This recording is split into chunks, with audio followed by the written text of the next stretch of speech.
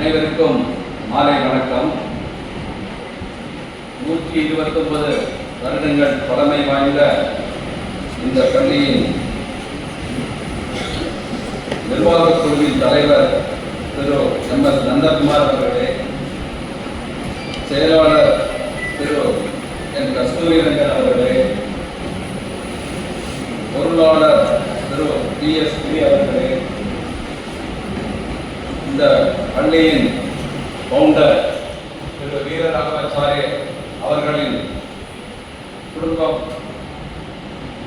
உறுப்பினர் திரு ஜி. குமார் அவர்களே மற்றும் அனைத்து நிர்வாகக் குழு உறுப்பினர்களே, இங்கு மேடையில் பேசிய திரு வரதராஜன், திரு செல்வராஜ் அவர்களே மற்றும் முன்னாள் செயற்குழு உறுப்பினர்களும் முன்னாள் செயற்குழு உறுப்பினர்களையும் வரவேற்று, இந்த பள்ளியின் தலைமை ஆசிரியர், முன்னாள் தலைமை ஆசிரியர், பள்ளி ஆசிரியர்கள், மாணவ மாணவிகள் அனைவருக்கும் என் வணக்கத்தை கூறி, இந்த 129வது ஆண்டு விழா நிறுவன நாள் விழாவுக்கு என்னை அழைத்ததற்கு இந்த நிர்வாகக் குழுவுக்கு ஒரு நன்றி கூறி, நான் இந்த அழைப்பை என்னை ஆசிரியர் நண்பர் அவர்கள் என்னை அழைத்த போது பள்ளிக்கூடத்திற்கு என்னையே நடக்கிறார்கள் என்று நினைத்தேன். முதலில் உடனே எனக்கு ஞாபகம் வந்தது, ஸ்ரீரங்கம் என்று சொல்கிறார்களே, ஸ்ரீரங்க பெருமாளை பார்ப்பதற்கு ஒரு ஆப்பர்ச்சுனிட்டி கிடைக்கும் என்று உடனே சரி என்று சொல்லிவிட்டேன். நீங்கள் எல்லாம்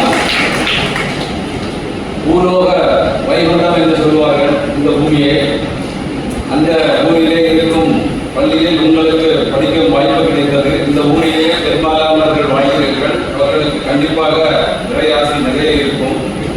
அந்த ஊருக்கு என்னை அழைப்பதற்கு முதலில் நன்றி கூறி, இந்த வாய்ப்புக்கு இறைவனுக்கும் நன்றி கூறி, உங்களிடம் சில விஷயங்களை பகிர்ந்து கொள்வதில் மகிழ்ச்சி அடைகிறேன்.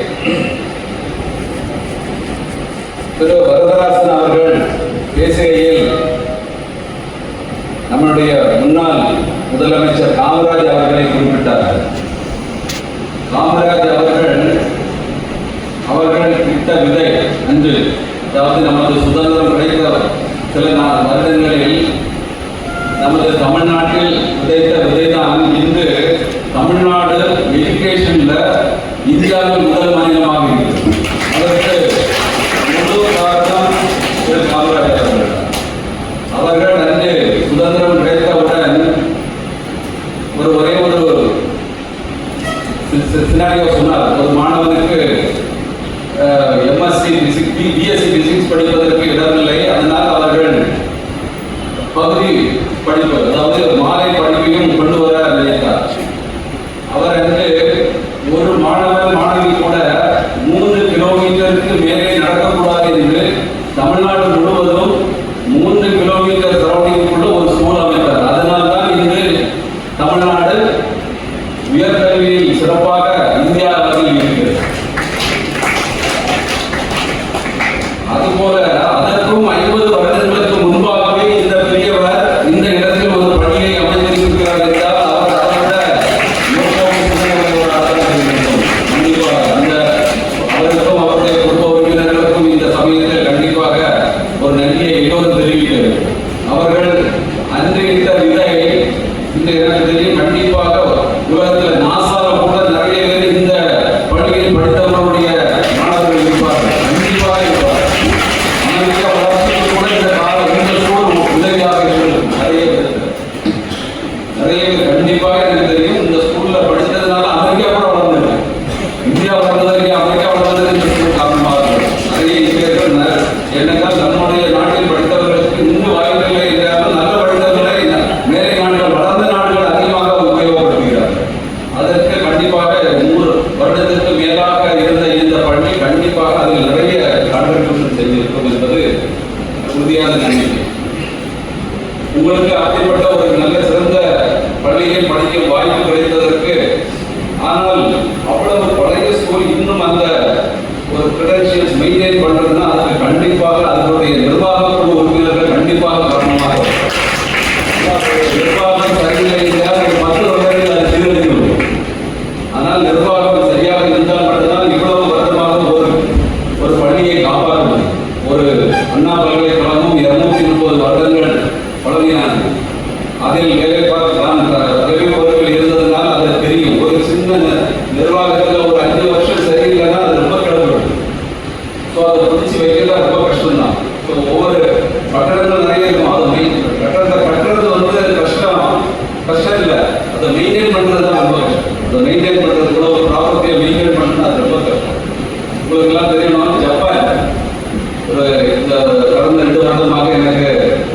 சில 2-3 தடவை ஜப்பான் போகும் ஆப்பர்ச்சுனிட்டி கிடைக்கிறது. ஜப்பானின் தலைநகரம் டோக்கியோ உலக நாடுகளிலேயே கிளீனஸ்ட் சிட்டி. அந்த நாட்டில் உள்ள தலைநகரம் டோக்கியோ சிட்டியை மெயின்டைன் பண்றதுக்கு அவங்க எவ்வளவு பணம் செலவழிக்கிறாங்கன்னா, மெயின்டைன் மட்டும் பண்றது, அந்த டோக்கியோ சிட்டியை மெயின்டைன் பண்றதுக்கு நம்ம இந்தியன் பட்ஜெட்ல 25% செலவு பண்றோம். அந்த ஒரு சிட்டியை மெயின்டைன் பண்றதுக்கு அந்த கார்பரேஷன் வந்து ஒரு சிட்டியை மெயின்டைன் பண்றதுக்கு எவ்வளவு பணம் தேவைப்படுது. அந்த மாதிரி பணம் இருந்தால் தான் நம்ம இந்தியாவையும் அதே மாதிரி ஒரு நாடாட்ட அழகான நாடா பார்க்க முடியும். அப்போ எவ்வளவு வேலை நம்ம பண்ண வேண்டியிருக்குன்னு உங்களுக்கு தெரியும். அவ்வளவு பணம் செலவு பண்ணணும், அவ்வளவு மெயின்டைன் பண்ணணும்னா. ஸோ ஒரு சிட்டியை மெயின்டைன் பண்ணணும்னா எவ்வளவு பணம் ஒரு இந்திய நாட்டின் பட்ஜெட்ல 25% தேவைப்படுதுன்னா இந்த பள்ளியை மெயின்டைன் பண்றது அவ்வளோ கஷ்டம் தான். அது நிர்வாகம் சரியா இருந்தால் தான் பண்ண முடியும். இன்னும் அதற்கு இந்தியா வளரணும்னா இன்னும் நிறைய நிறைய மாணவர்களோட சேவை தேவைப்படும் நிறைய. ஆனால் இந்த கட்டத்தில் நான் என்ன சொல்ல வருவேன்னா, நம்ம இந்தியாவில் தான் அடுத்த 25 இயர்ஸ் வளர்ச்சியினுடைய ஆப்பர்ச்சுனிட்டி ரொம்ப அதிகமாக இருக்கு. உலக நாடுகளிலேயே இப்போ உள்ள மாணவிகளுக்கு தான் ஆப்பர்ச்சுனிட்டி அதிகமாக இருக்கு. உலகத்தில் உள்ள மாணவிகளிலேயே இந்தியாவில் பள்ளியில் படிக்கிற மாணவிகளுக்கு ஆப்பர்ச்சுனிட்டி அதிகமாக இருக்கு. அது உங்களுக்கு முதல்ல தெரியணும். அது உங்களுக்கு தெரியலன்னா நீங்க அதை மிஸ் பண்ணிடுவீங்க. ஏன்னா உலக நாடுகளில் எல்லா நாடுகளிலையும் இப்போ வயதானவர்கள் தான் அதிகமாக இருக்கிறாங்க. இந்தியாவில் தான் இளைஞர்கள் அதிகமாக உள்ள நாடு எது? இந்தியாவில் ஆவரேஜ் வயசு வந்து இப்போதைக்கு 29 வயசு. இந்தியாவில் பாப்புலேஷன்ல உள்ள மக்களோட ஆவரேஜ் ஏஜ் பார்த்தோம்னா 29 வயசு.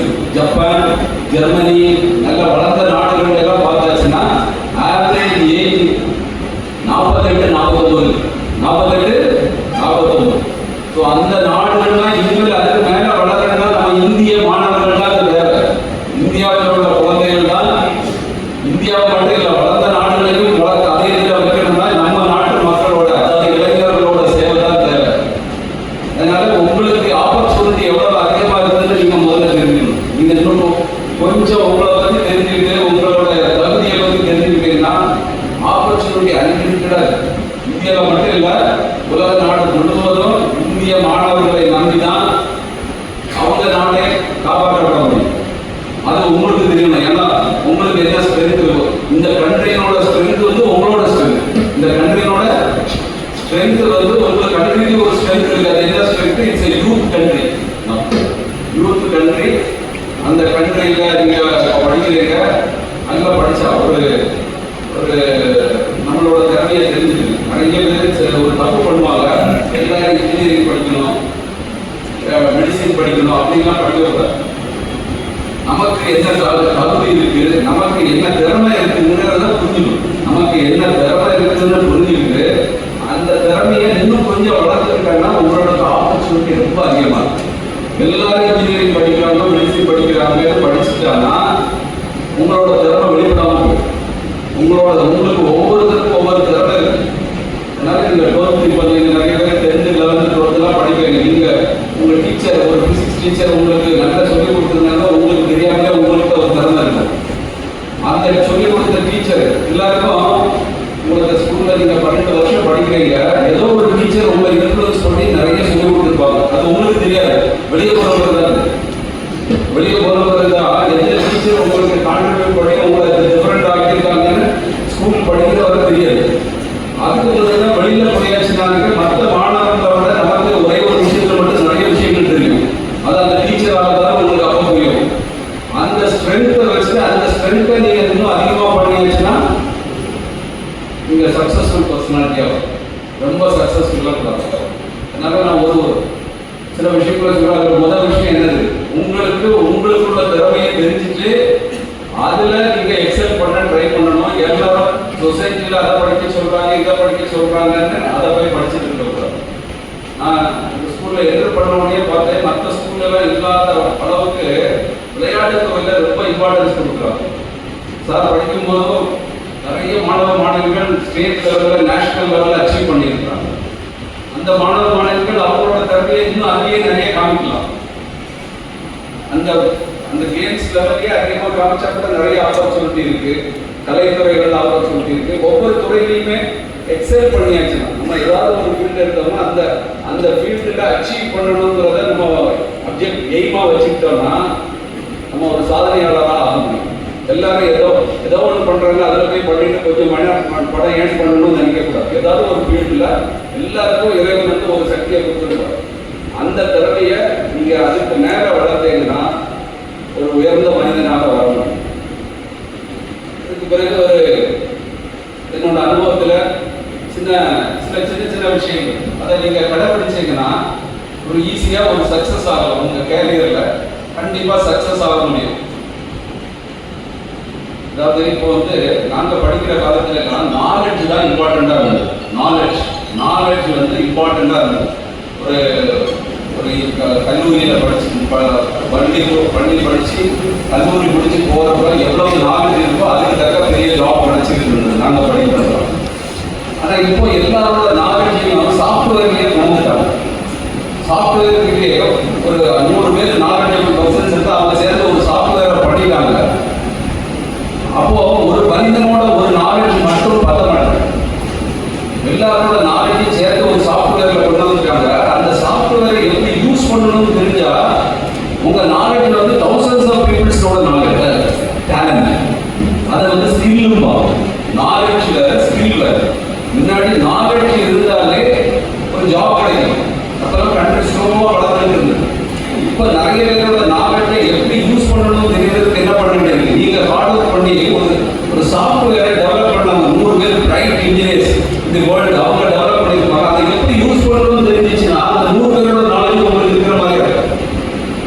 ஸோ அதே மாதிரி ஸ்கில்ல டெவலப் பண்ணணும். நாலேஜ் மட்டும் பத்தாது, ஸ்கில்ல டெவலப் பண்றது ஈஸி. எப்படின்னா ஒரு டூல்ல லேர்ன் பண்ணி அதை எப்படி யூஸ் பண்ணணும் for the benefit of the society industry தெரிஞ்சிச்சுன்னா உங்களோட பவர் பல மடங்கு இருக்கு. உங்களோட பவர் பல மடங்கு இருக்கு. ஸோ அதனால எல்லாரும் நிறைய பேர் சேர்ந்து செஞ்ச ஒரு சாஃப்ட்வேர் டூலை கண்டிப்பாக லைஃப்ல தெரிஞ்சுக்கிட்டாதான் நீங்க பவர்ஃபுல் பர்சனாக இருக்க முடியும். நீங்க உங்களோட சப்ஜெக்ட் நாலேஜ் மட்டும் பத்தாது.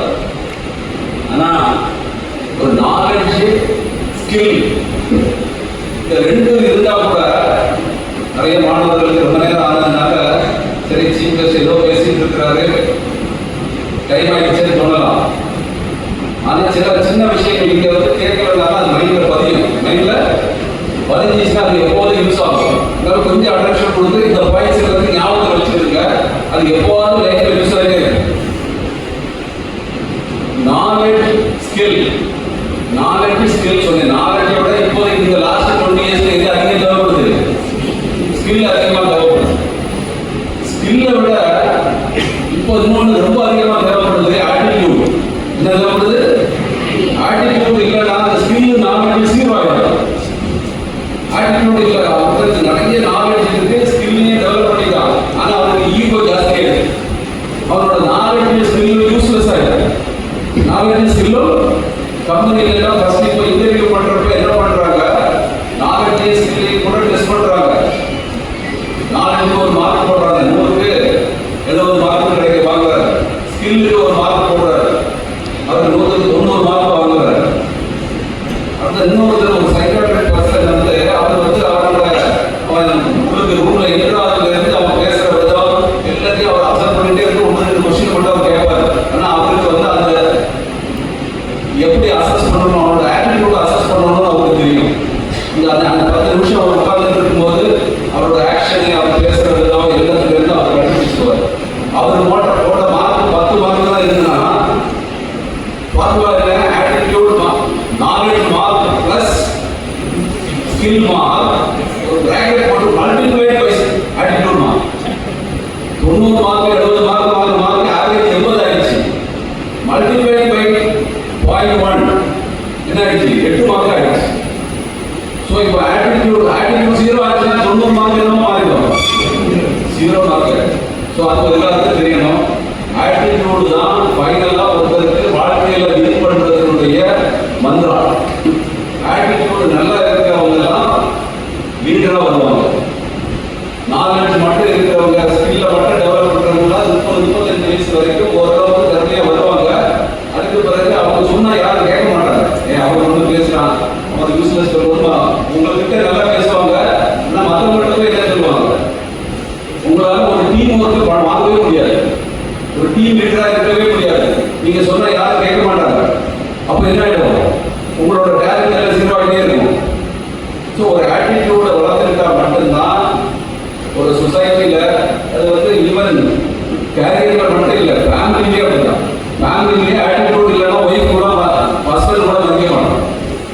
ஸோ ஆட்டிடியூட் இருந்தால் மட்டும்தான் கேரியரும் நல்லா இருக்கும், ஃபேமிலி லைஃப்பும் நல்லா இருக்கும். ஸோ ஆட்டிடியூடை எப்படி வளர்த்துக்கணும், நம்மள்ட்ட என்ன மிஸ்டேக் இருக்கு, அது ஒவ்வொருத்தரும் டெய்லி கொஞ்சம் இன்ட்ராஸ்பெக்ட் பண்ணிக்கிட்டே இருக்கணும். இன்ட்ராஸ்பெக்ட் நம்மளே நம்ம ஆராய்ச்சிட்டு நம்ம ஆராய்ச்சிட்டு அதை கரெக்ட் பண்ண ட்ரை பண்ணிக்கிட்டே இருந்தோம்னா, நம்ம சொல்றது இன்னொருத்தர் கேட்க மாட்டேங்கிறாங்கன்னா நம்ம என்ன தப்பு பண்றதோ பார்க்கணும். அவன் தப்பு அவனுக்கு ஒன்றும் புரியலன்னு சொல்லக்கூடாது.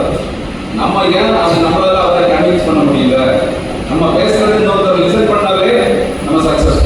இல்லைன்னா நம்மள்ட்ட ஏதோ ப்ராப்ளம் இருக்குன்னு தெரிஞ்சுக்கணும். ஸோ அந்த ப்ராப்ளத்தை சரி பண்றதுக்கு என்ன பண்ணணும், நல்ல ஒரு உலகத்தில் உள்ள எல்லாமே சக்சஸ் எல்லாமே வீதினால தான் முடியும். நீங்க ஒருத்தர் போய் எனக்கு இது வேணும்னு கேட்க முடியாது. நம்ம பண்ற ஒர்க்குனால அவரு என்ன பெனிஃபிட் ஆவாருன்னு நினைச்சுட்டு அனுப்புவோம். அவருக்கு என்ன நம்ம ஹெல்ப் பண்ண முடியும், அவருக்கு நீங்க ஹெல்ப் பண்ணாதான் உங்களுக்கு ஹெல்ப் கிடைக்குல்ல. உலகத்தில் வச்சா ஜப்பான் இந்தியாவுக்கு ஹெல்ப் பண்ணதுன்னா சும்மா ஹெல்ப் பண்ணாது. அவங்களுக்கு இன்சார்ஜ் ஏதாவது இந்தியாவில் இருந்து ஆதாயம் இல்லாம சும்மா $5 பில்லியன் கொடுக்க மாட்டாங்க. லாங் டேர்ம்ல அவங்களுக்கு ஒரு யூஸ் இருக்கும். இந்தியா வளர்ந்தாதான் அவங்க இந்த பிசினஸ் பண்ண முடியும். ஸோ அதை வச்சுட்டு தான் அவங்க கொடுப்பாங்க. அதனால எல்லாமே வின் வின் இந்த ஒரு சின்ன மந்திராவா தெரிஞ்சுக்கணும். எப்படி நீங்க ஒரு ஆளுக்கு ஹெல்ப் பண்ண போனால், ஒரு ஆள்கிட்ட எனக்கு இது வேணும்னு கேட்டு போனாலே நடக்காது. நீங்க அவங்களுக்கு என்ன ஹெல்ப் பண்ணாலும் அவர் உங்களுக்கு தேவையானதை சரியா பண்ணுவாங்க. அந்த தேவை அது ஒரு ரைடிங் மாதிரிலாம் இருக்கக்கூடாது, ஒரு நல்ல விஷயமா இருக்கும். அதாவது தப்பான வழியில் இருக்கக்கூடாது, ஒரு நல்ல வழியில அவருக்கு நீங்க பண்றது யூஸ்ஃபுல்லா இருக்கிற மாதிரி இருந்தால் தான் உங்களுக்கு இன்சார்ஜ் ஏதாவது கிடைக்கும். வின் வின் ஸ்கீமா இருந்தால் மட்டும்தான் ரெண்டு பேரும் சக்சஸ் ஆக முடியும். அது எல்லாருக்கும் ஒரு கண்டினியூசிவ் என்வரான்மெண்ட்டை உருவாக்கும். ஸோ நாலேஜ் ஸ்கில் ஆட்டிடியூடை பற்றி ரொம்ப சொன்னேன். அதில் எது ரொம்ப இம்பார்ட்டன்ட், ஆட்டிடியூடு. உங்கள்கிட்ட ஆட்டிடியூடு என்ன இருக்குங்கிறத தெரிஞ்சுக்கிட்டு அதில் ஏதாவது ப்ராப்ளம் இருந்தால் அதை சரி பண்ணுறதுக்கு நீங்கள் எஃபர்ட் போடணும். அது எஃபர்ட் போடுறதெல்லாம் சில இடங்களில் யோகா மெடிடேஷன்லாம் சொல்லுவாங்க. அந்த இடங்களில் சொல்கிற கருத்துக்கள் எல்லாம் நீங்கள் கேட்க ஆரம்பிச்சிங்கன்னா அந்த ஆட்டிடியூடு ஆட்டோமேட்டிக்காக சரியாது. யோகா பண்ணியாச்சுனாலே ஃபிசிக்கலாக சரியாகும் போது மென்டலாக சரியாகிறதுக்குள்ள ஆரம்பம். ஸோ அந்த மெடிடேஷன், ஒரு கோபம், சினம் தவிர்த்தல், கோபம் கொள்ளாமல் இதெல்லாம் பற்றி பேசுவாங்க. அதெல்லாம் பற்றி தெரிஞ்சுக்கிட்டீங்கன்னா உங்கள் ஆட்டிடியூட் நல்லா வரும். நீங்கள் இருக்கிற இடத்துல எல்லாமே ஒரு நல்ல சுகமமான ஒரு சூழ்நிலையை உருவாக்குறதுக்கு உங்களால் முடியும். ஸோ அப்போ மட்டும்தான் நீங்களும் சக்ஸஸ்ஃபுல்லாக இருக்க முடியும். உங்கள் சொசைட்டி நீங்கள் இருக்கிற இடம் ஃபுல்லாக சக்ஸஸ்ஃபுல்லாக இருக்க முடியும். அதுக்கு பிறகு இப்போ நீங்கள் நிறைய பேர் இப்போ டெக்னிக்கலாக ஒரு 2 வார்த்தை சொல்கிறேன். நீங்கள்லாம் ஃபிசிக்ஸ், கெமிஸ்ட்ரி, காமர்ஸ் இந்த மாதிரி ஏதாவது ஒரு சப்ஜெக்ட் படிச்சுக்கிட்டு இருப்பீங்க. நீங்கள் அதுக்கு பிறகு இதுமாதிரி என்ன படிக்கணும் அப்படின்லாம் உங்களுக்கு ஒரு டவுட் இருக்கும்.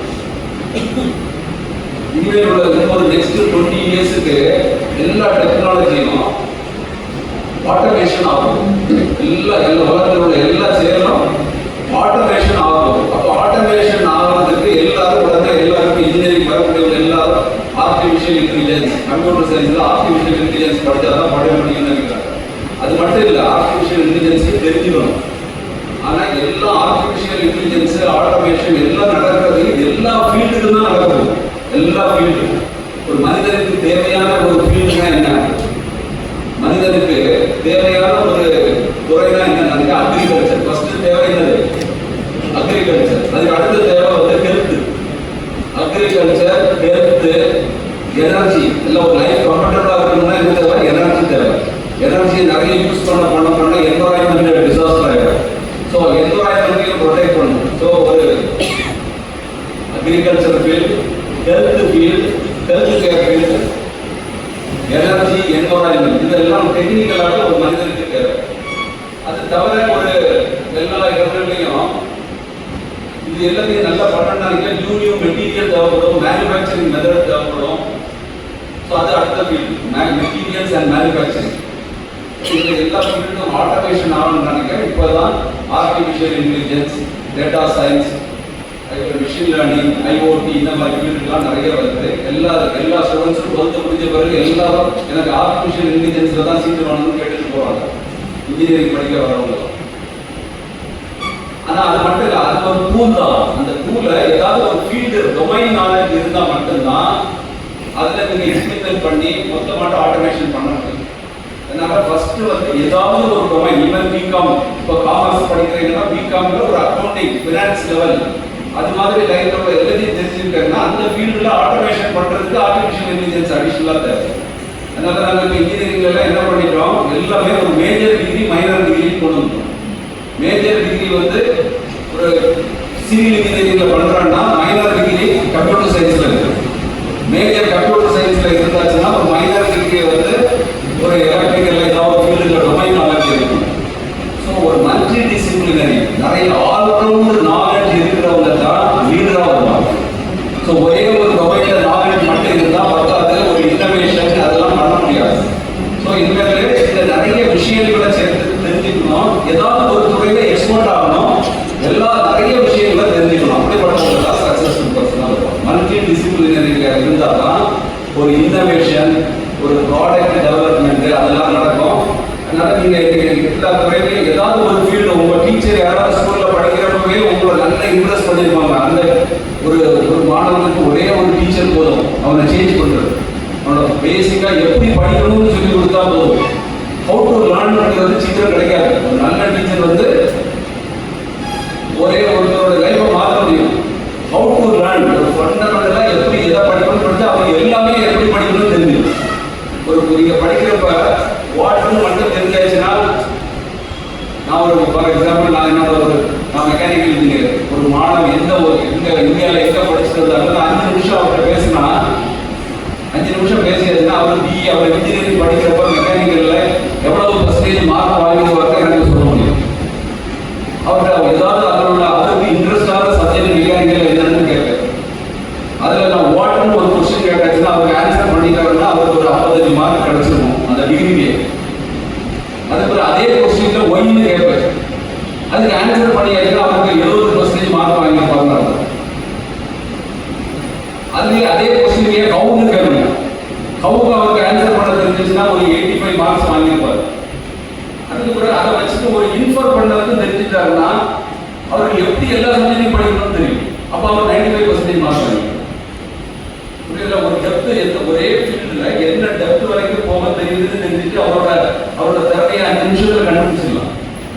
வாட், வை, ஹவு, அதனோட அப்ளிகேஷன் தெரிஞ்சுக்கணும். இதே மாதிரி நீங்க எல்லா சப்ஜெக்டையும் படிக்கணும். படிக்கும் போது என்ன பண்ணணும், ஏதோ ஒரு டீச்சர் சொன்ன உடனே வாட் திருப்பி நீங்களே கொஸ்டின் கேட்கணும், வை, தென் ஹவுன்னு கேட்கணும். அது எப்படி ஒர்க் பண்ணுது அப்படி கேட்டு பார்க்கணும்.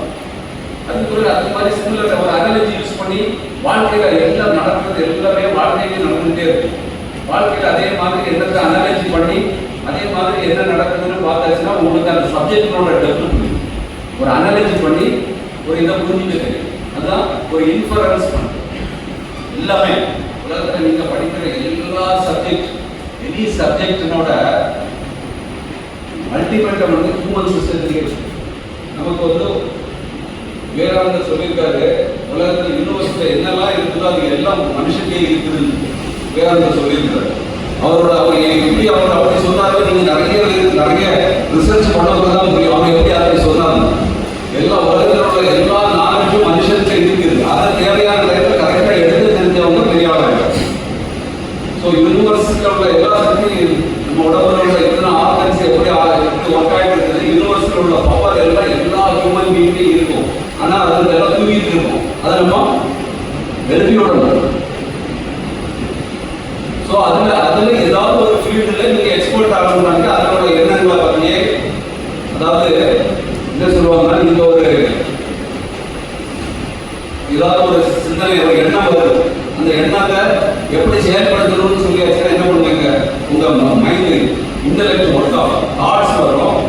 தாட்ஸ்ல இருந்து என்ன வரும், அதை எப்படி இன்டெலெக்ட் எண்ணத்தை புத்தி வந்து செயல்படுத்தும். அந்த புத்தி எப்படி டெசிஷன் எடுக்கும், அந்த புத்தி டெசிஷன் எடுக்கிறதுக்கு நமக்கு உள்ள அவ்வளவு ரெக்கார்டா இருக்குல்ல, இவ்வளவு வருஷம் வாழ்ந்துருப்பீங்க, அந்த அனுபவத்தில் இருந்து தான் ஒரு டெசிஷன் கிடைக்கும், அது கொடுக்கும். அந்த டெசிஷன் வந்து நம்ம நிறைய சக்சஸ்ஃபுல் பர்சனோட எப்படி சக்சஸ் ஆனாங்க அந்த பயோகிராஃபி எல்லாம் படிச்சாச்சுன்னா சின்ன வயசுலயே அவங்களோட நாலேஜ் உங்களுக்கு வந்து. ஸோ நிறைய சக்சஸ்ஃபுல் பர்சன்ஸ் இன்ஃபர்மேஷன்ஸ் யூஸ்லெஸ் இன்ஃபர்மேஷனை படிச்சீங்கன்னா உங்களுக்கு டெசிஷன் கரெக்டாக எடுக்க தெரியாது. நல்ல எது இன்னொரு ரொம்ப இம்பார்ட்டன்ட், நிறைய இன்ஃபர்மேஷன் இப்போ வாட்ஸ்அப்ல எல்லாம் வருது, அதெல்லாம் யூஸ்ஃபுல். அதில் எது யூஸ்ஃபுல் இன்ஃபர்மேஷன் எது கரெக்ட் இன்ஃபர்மேஷனே தெரியாது. அதனால எப்போதுமே நல்ல புக்கு எதுன்னு தெரிஞ்சுட்டு அதை மட்டும் படிக்கிறது தான் ரொம்ப நல்லது. நல்ல புக்கு எது, ஒரு சப்ஜெக்ட்ல யார் எக்ஸ்பர்ட் இந்த வேர்ல்டுல அவரோட புக்கு மட்டும் முதல்ல படிச்சீங்கன்னா எல்லாம் கரெக்டான இன்ஃபர்மேஷன் உள்ள போகும். அப்போ நீங்க அந்த ஃபீல்டுல எடுக்கிற டெசிஷன்ஸ் எல்லாம் கரெக்டா இருக்கும். ஒன்று சின்ன வயசுல உங்களுக்கு அவங்க சொல்லிக்கிறேன், ஏதாவது ராங் இன்ஃபர்மேஷனை மைண்டுக்குள்ள போட்டாச்சுன்னா என்ன ஆயிடும், பதிவுகள் ராங் ஆயிடுச்சுன்னா அதுக்கு பிறகு அதை எரேஸ் பண்றது ரொம்ப டிஃபிகல்ட். அதனால எப்பவுமே ஒரு நல்ல புக்கு, நிறைய ஒரு ஈஸியா படிக்கிறது இருக்கு, மார்க் வாங்குறதுக்கு இருக்குன்னு சொல்லிட்டு ஒரு நல்ல ஒரு எழுத்தாளர் ஏதாவது ஒரு புக் எடுத்து படிச்சாச்சுன்னா உங்க மைண்ட்ல நிறைய ராங் இன்ஃபர்மேஷன் போயிடும். அதுக்கு பிறகு அதை எரேஸ் பண்றது டிஃபிகல்ட். இப்போ நீங்க படிக்காம இருந்தா கூட ஃப்ரெஷ்ஷா இருந்தா கூட நல்லது. ஆனா ராங் இன்ஃபர்மேஷன் போயிடுச்சுன்னா நீங்க எடுக்கிற எல்லா டெசிஷன்ஸுமே தப்பா இருக்கும். எண்ணம், புத்தி, சம்ஸ்காரம் சொல்லுவாங்க, பதிவுகள் எல்லாம் நம்ம ஹியூமன் சிஸ்டத்தை வச்சுதான் எவல்யூஷன், அதாவது டெக்னாலஜி டெவலப்மெண்ட்லாம் வந்துட்டு இருக்கு. இப்போ கடைசி டெவலப்மெண்ட் எது, ஆர்டிஃபிஷியல் இன்டெலிஜென்ஸ் வச்சு ஆட்டோமேஷன் பண்றாங்க. அதுவும் என்ன, இதே மனசு, எண்ணம், புத்தி, சம்ஸ்காரம் சொல்றது மாதிரி ஆர்டிஃபிஷியல் இன்டெலிஜென்ஸ்ல நிறைய டேட்டாவை கலெக்ட் பண்ணி நம்ம மைண்ட்ல ஸ்டோர் ஆகுது மாதிரி கம்ப்யூட்டர்ல கொடுத்துருவாங்க. அது நம்ம கொஸ்டின் கேட்டாச்சுன்னா அதை உங்களுக்கு அனலைஸ் பண்ணி அதை எடுக்கும். நம்ம ஹியூமன் மைண்ட் எப்படி செயல்படுதோ அதே மாதிரி தான் இப்போ ஆட்டோமேஷன் பண்ணிட்டு இருக்காங்க. ஆர்டிஃபிஷியல் இன்டெலிஜென்ஸ் வச்சு ஆட்டோமேஷன் அதே மாதிரி தான் பண்ணிட்டு இருக்காங்க. ஒரு கார் டிரைவர்லெஸ் கார்லாம் வந்துருச்சு. இப்படி வந்தா எப்படி இருக்கணும், அதே மாதிரி தௌசண்ட்ஸ் ஆஃப் ஐடியாஸ் அதுக்கு கொடுத்துருவாங்க. அதுக்கு பிறகு ஒரு இடத்துல எவ்வளவு டிஸ்டன்ஸ் வந்தோம்னா அது என்ன பண்ணணும்னு தெரியும். நம்ம மனசு எப்படி ஒர்க் ஆகுதோ, நம்மளோட பழைய பதிவுகளை வச்சு எப்படி ஒர்க் ஆகுதோ அதே மாதிரி தான் பண்றாங்க. அதுதான் உலகத்தில் போயிட்டு இருக்கு. ஸோ எதுக்கு சொல்ல வரேன்னா, நிறைய நல்ல செய்திகளை மனசுல போடுங்கன்னு சொல்றேன். நல்ல செய்திகளை மனசுல போடுங்க. தவறான செய்திகளை மனசுல போட்டீங்கன்னா நீங்க எடுக்கிற டெசிஷன் ஒரு கம்ப்யூட்டருக்கு மாடல் ஆர்டிஃபிஷியல் இன்டெலிஜென்ஸ்ல இப்ப எப்படி பண்றாங்க, ஹியூமன் சிஸ்டத்தை தான் அதுல சிமுலேட் பண்றாங்க. நிறைய நல்ல கரெக்டான விஷயங்களை அதுக்கு கொடுத்து ட்ரெயின் பண்ணி அது என்ன கொஸ்டின் கரெக்டா பண்றது மாதிரி பண்றாங்க. அப்புறம் கம்ப்யூட்டரே கரெக்டா கொடுத்து நீங்க தப்பா சொல்லக்கூடாதுல்ல. ஸோ கம்ப்யூட்டர்லாம் பவர்ஃபுல் ஆயிடும்.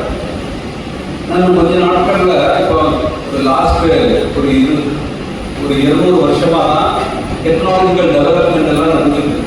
எனர்ஜியை வச்சு நம்ம எப்போ மின்சாரம் கண்டுபிடிச்சாங்களோ அந்த டைம்ல இருந்து தான் டெவலப்மெண்ட் ஃபாஸ்டா நடக்குது. ஆனால் ஃபாஸ்டா நடந்ததுனால என்ன ஆயிடுச்சு, என்வரான்மெண்ட் கண்டுபிடிச்சு. எனர்ஜியை வச்சுட்டு எல்லாம் கண்டுபிடிச்சாங்க. ஆனால் என்ன ஆயிடுச்சு, வாகனங்கள் வந்தது, எப்படி ஃபியூவலை வச்சு வண்டியை ஓட்டுறதுன்னு கண்டுபிடிச்சாங்க. ஃபியூவலை வச்சு எப்படி மின்சாரம் எடுக்க வேண்டியது, அதை வச்சோம்னா எலக்ட்ரிசிட்டி, ஃபேனு, ஏர் கண்டிஷனர், வீட்டுக்கு தேவையான எல்லா பொருட்களும் எல்லாம் கண்டுபிடிச்சிட்டாங்க. ஆனால் என்ன ஆயிடுச்சு, என்வரான்மெண்ட் டிசாஸ்டர் ஆயிடுச்சு. இப்போ எல்லாரும் என்ன பண்றாங்க, இது எப்படி இந்த ஃபியூவல் யூசேஜை கம்மி பண்ணிட்டு சோலாரை மட்டும் யூஸ் பண்ணலாம்னு பார்த்துட்டு இருக்காங்க. சோலாரை மட்டும் யூஸ் பண்ணாம ஒரு ஃபியூவலை யூஸ் பண்ணீங்கன்னா இன்னும் 50 வருஷத்துக்கு பிறகு மனுஷங்க வாழ முடியாது. இந்த பூமியில அது தெரிஞ்சிருந்த நம்ம உலகம் தோன்றிய காலத்துல நம்ம அட்மாஸ்பியர்ல இருந்த carbon di oxide level 65 parts per millionaire இருக்கு. எவ்வளவு? 65 பார்ட்ஸ் பர் மில்லியனா இருக்கு. அதுக்கு பிறகு thousands of years போய் இந்த ஒரு 200 வருஷத்துக்கு முன்னாடி நம்ம அந்த டெக்னாலஜி ரெவல்யூஷன் வரதுக்கு முன்னாடி கார்பன் டை ஆக்சைடு லெவல் 65ல இருந்து 165 ஆயிடுச்சு. எவ்வளவு? 100 இன்க்ரீஸ் ஆகிறதுக்கு மில்லியன்ஸ் ஆஃப் இயர்ஸ் ஆச்சு. ஆனா இந்த லாஸ்ட் 225 இயர்ஸ்ல நிறைய டெக்னாலஜி ரெவல்யூஷன் எல்லாம் கண்டுபிடிச்சாங்க. இந்த 165 வந்து 225 வருஷத்துல 2000ல 365 ஆயிடுச்சு. 365. இப்போ இந்த லாஸ்ட் 25 இயர்ஸ்ல இந்தியால தான் பாப்புலேஷன் 20% பாப்புலேஷன் இங்க இருக்காங்க. வேர்ல்டுல உள்ள பாப்புலேஷன்ல 20% எங்க இருக்காங்க? 20% சைனால இருக்காங்க. மிச்சம் எல்லா கண்ட்ரியும் சேர்ந்தா 60% இருக்காங்க. அந்த 40% பீப்புளோட லைஃப் ஸ்டைல் ரொம்ப ஃபாஸ்டா இன்க்ரீஸ் ஆயிடுச்சு. லாஸ்ட் நான் பிறந்த போதெல்லாம் ஒன்றுமே கிடையாது இந்த தமிழ்நாட்டில்.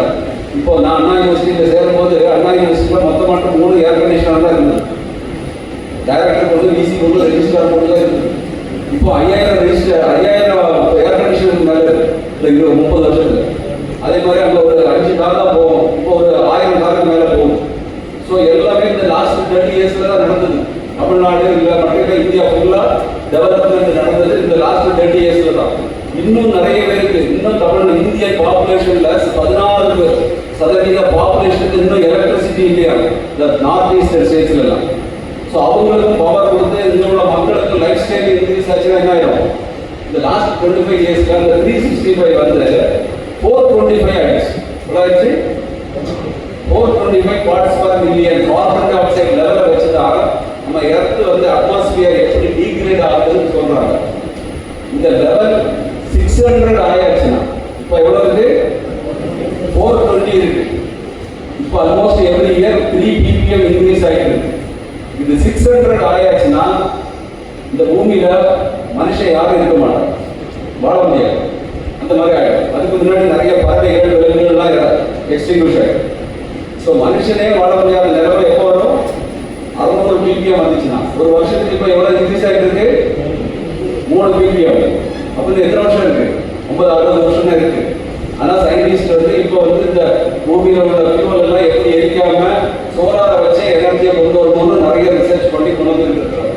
அது சரியாயிடுச்சுன்னா பூமியை குறைச்சிடும் அல்லது பூமி தாங்க. இப்போ அது மாதிரி எனர்ஜியை வச்சு எனர்ஜி என்வரான்மெண்ட் டிசார்டர் ஆனது மாதிரி இப்போ இன்னொரு என்வரான்மெண்ட் டிசார்டர் ஆச்சு.